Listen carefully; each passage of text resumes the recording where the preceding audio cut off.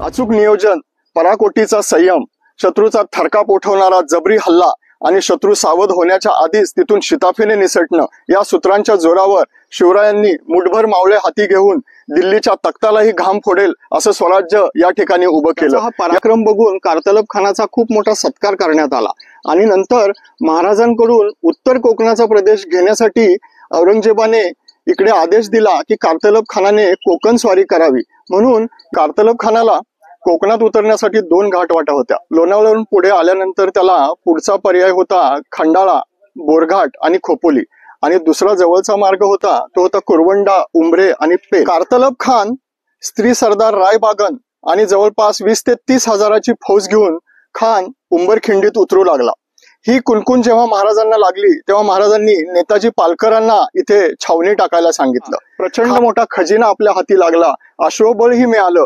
या सर्व गोष्टी महाराजांनी एकाच ठिकाणी या उंबरखिंडीमध्ये साधल्या। याच्यावरून उंबरखिंडीची लढाई हे महाराजांच्या युद्धनीतीचं एक सुवर्णपान ठरतं, यात काही शंका नाही की त्या उंबरखिंडीत झालेल्या लढाईच्या दिवशी महाराज असे युद्धसज्ज कसे होते तर त्यांच्या एका हातात तलवार होती, दुसरीकडे धनुष्य होतं, पाठीवर बाणाचे भाते होते, त्यांनी शिरस्त्राण घातलेलं होतं। छत्रपती शिवाजी महाराजांच्या गुप्तहेर खात्याचे प्रमुख कोण होते, कुणी सांगेल का? छत्रपती शिवाजी महाराज की जय, जय भवानी, जय शिवाजी, जय भवानी, जय शिवाजी।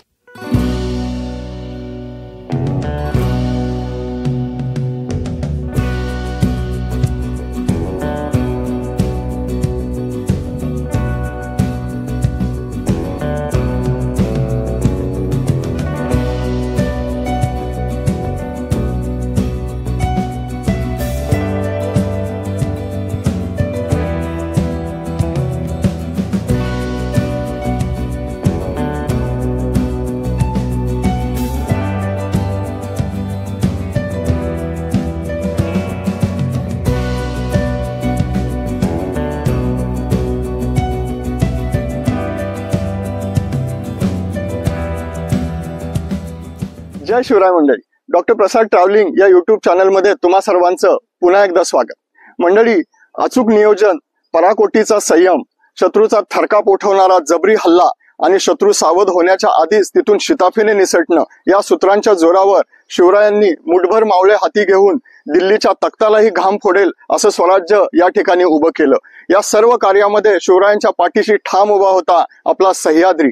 सह्याद्री, त्याच्या घाटवाटा, डोंगर दऱ्या आणि खिंड्यांचाही समावेश होता। अशा बऱ्याच खिंडी इतिहासामध्ये अजरामर झाल्या, जसं बाजीप्रभू लढले ती गोडखिंड, नेसरीची खिंड जी प्रतापराव गुजरांनी गाजवली आणि वेडात दौडले वीर मराठे सात हे अजरामर झालं। तशीच आणखी एक खिंड म्हणजे उंबरखिंड। या ठिकाणी या उंबरखिंडीच्या इतिहासाची शिवरायांच्या युद्धनीतीत एक सुवर्णपान ठरलेल्या ठिकाणी आज आपण आलेलो आहोत। तुम्हाला जर हा व्हिडिओ आवडला तर नक्की लाईक करा, चॅनलला सबस्क्राईब करा आणि आपल्या मित्रांनाही शेअर करा। चला तर पाहूया ही उंबरखिंड।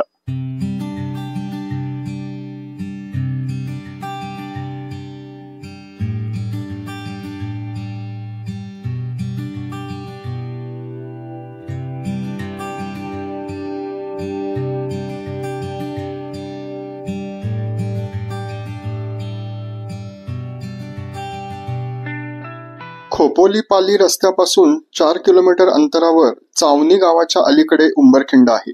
चावणी हा छावणी या शब्दाचा अपभ्रंश असावा।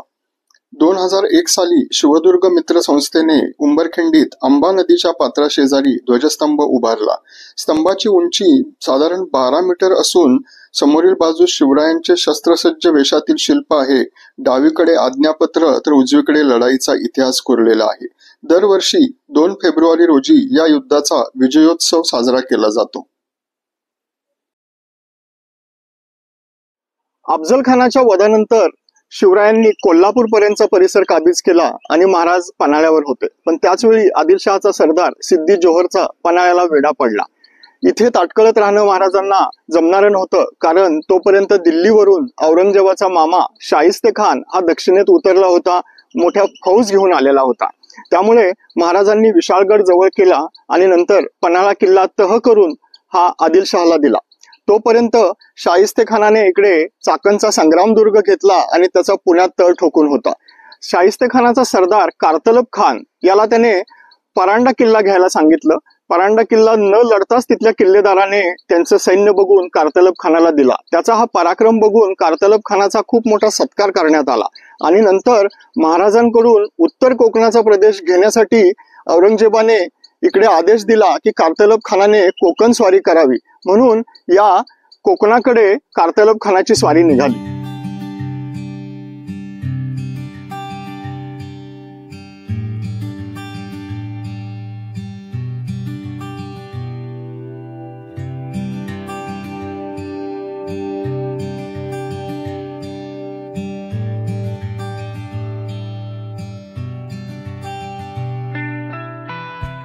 कारतलब खानाला कोकणात उतरण्यासाठी 2 घाटवाटा होत्या. लोणावळ्यावरून पुढे आल्यानंतर त्याला पुढचा पर्याय होता खंडाळा, बोरघाट आणि खोपोली आणि दुसरा जवळचा मार्ग होता तो होता कुरवंडा, उंबरे आणि पेन अशा 2 घाटवाटा होत्या. खानाच्या प्रत्येक हालचालीची माहिती महाराजांच्या गुप्तहेर खात्याला मिळत होती.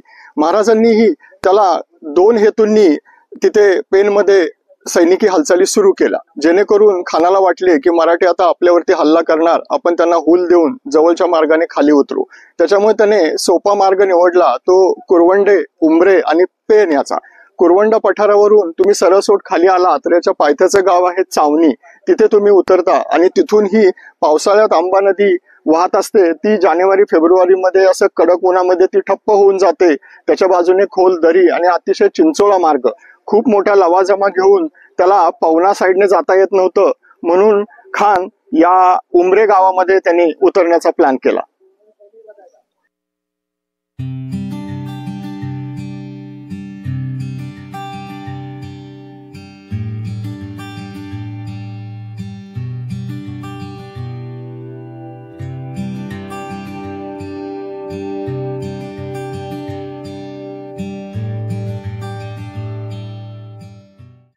कारतलब खान स्त्री सरदार रायबागन आणि जवळपास 20 ते 30 हजाराची फौज घेऊन खान उंबरखिंडीत उतरू लागला.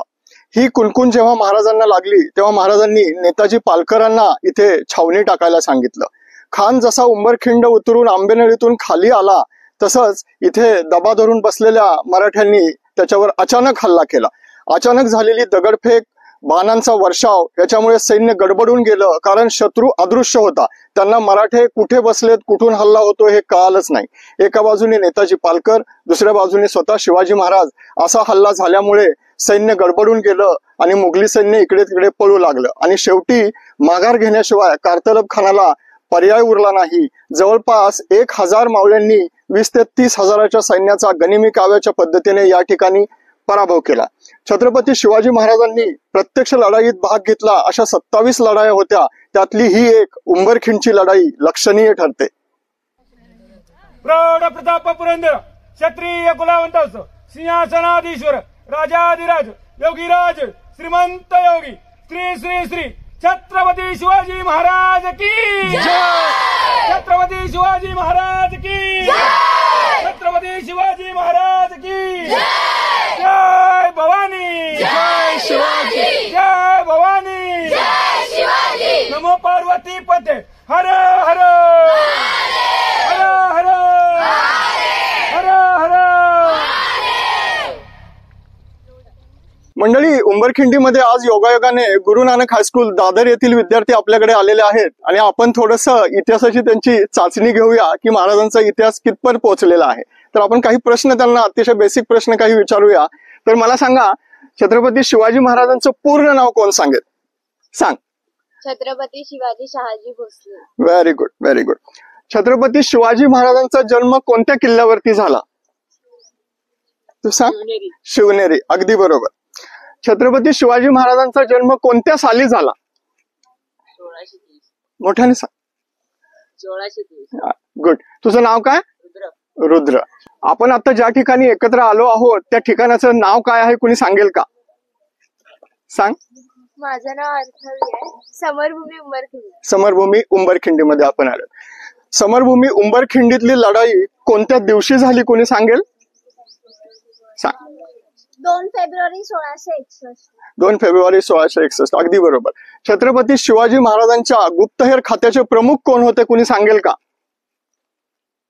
मुलांमध्ये मागं पडतोय आपण. Very good.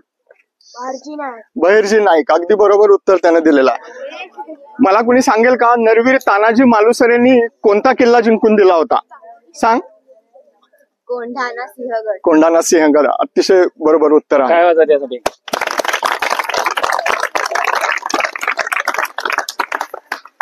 छत्रपती शिवाजी महाराजांचा राज्याभिषेक कोणत्या किल्ल्यावर झाला? मुलांमध्ये उत्तरं येत नाहीयेत, पटकन सांगा. राज्याभिषेक कोणत्या किल्ल्यावर झाला होता? शिवाजी महाराजांचा राज्याभिषेक कोणत्या किल्ल्यावर झाला होता? सांगा. रायगड. अगदी बरोबर आहे. मला आता मुलांकडून उत्तर हवंय. छत्रपती शिवाजी महाराजांनी जिंकलेला पहिला किल्ला कोणता? कोण सांगेल? तू सांग. तोरणा किल्ला. अगदी बरोबर उत्तर आहे. छत्रपती शिवाजी महाराजांनी औरंगजेबाचा मामा शाहिस्ते खानाची बोट तोडली ती जागा कोणती? कोणाला ठाऊक आहे का?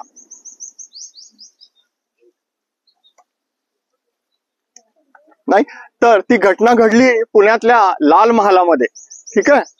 तर लाल महालामध्ये शाहिस्ते खान 3 वर्ष जवळजवळ तळ ठोकून होता आणि शिवाजी महाराजांनी त्याला गनिमी काव्याने अगदी एका लग्नाच्या वाजंत्र्यांमध्ये ते एकत्र होऊन मावळे गेले आणि शाहिस्ते खान बेसावध असताना त्यात हल्ला केला लाल महालामध्ये आणि तो बचावला. तो बोट कापली गेली त्याची आणि त्यानं पुन्हा जो महाराष्ट्र सोडला तो परत इकडे आलाच नाही.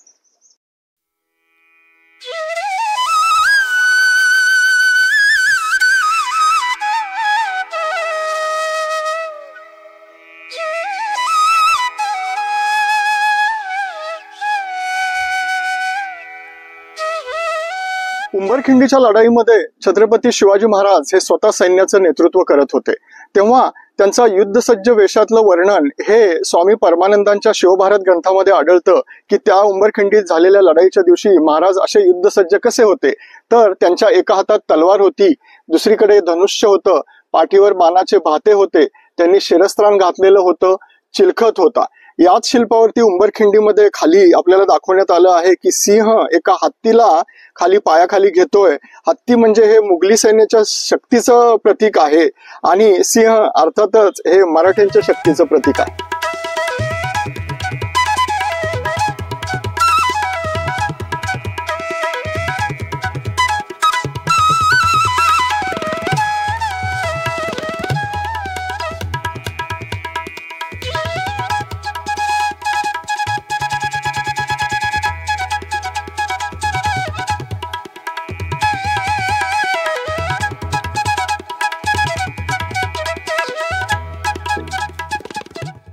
एकीकडे बलाढ्य मुघल सेना तर दुसरीकडे आदिलशाहीचं संकट. या कात्रीमध्ये स्वराज्य सापडलेलं असताना महाराजांना आपल्या सैनिकांचा रक्तपात नको होता म्हणून महाराजांनी मुघलांशी तहाची बोलणी सुरू केली. कारण युद्धामध्ये साधायचं असतं ते राजकारण आतताईपणा करून जमत नाही. परंतु हे सगळं करत असताना कारतलब खानाचा अहंकार ठेचून काढायचा, शाहिस्ते खानाच्याही फाजील आत्मविश्वासाला थोडासा लगाम घालायचा, मुघली सैन्यामध्ये भय निर्माण करायचं, हेही महाराजांनी यामधून साध्य केलं.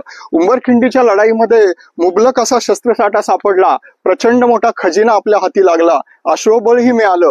या सर्व गोष्टी महाराजांनी एकाच ठिकाणी या उंबरखिंडीमध्ये साधल्या. याच्यावरून उंबरखिंडीची लढाई हे महाराजांच्या युद्धनीतीचं एक सुवर्णपान ठरतं, यात काही शंका नाही. जय शिवराय.